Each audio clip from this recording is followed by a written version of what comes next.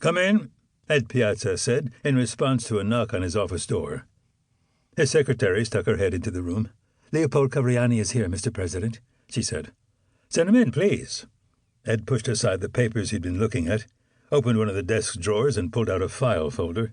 Then, with a peculiar expression on his face, part interest, part exasperation, he handed it to Esteban Miró.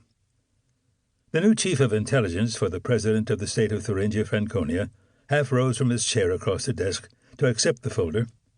It was rather on the thick side. "What's this?" he asked. "One of the more, adventurous projects left to us by our departed former prime minister." Miró raised an eyebrow and resumed his seat. Given that the former official in question, Mike Stearns, was not known to be risk-averse, to put it mildly, this promised to be interesting. A man was ushered into the room. Esteban recognized him, although they'd never spoken to one another at any length. He was Leopold Cavriani, a close associate of Piazza and the person generally considered in charge of the far-flung and extended Cavriani family's commercial enterprises. The association in question was a rather gray and shadowy business. Piazza used Cavriani as an informal go-between and facilitator as well as a confidant.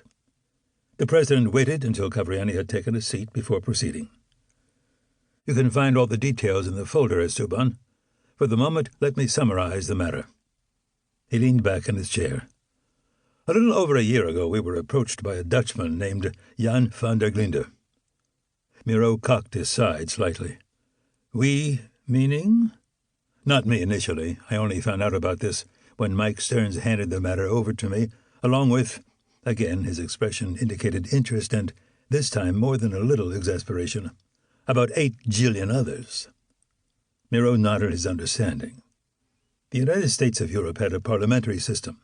Under it, the opposition party formed a shadow cabinet when it was out of power so that it would be ready to take charge of government should political fortunes turn in its favor.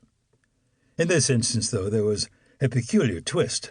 The man who would normally be the recognized head of the opposition, Mike Stearns, was now a general in Gustav Adolf's forces fighting in Poland.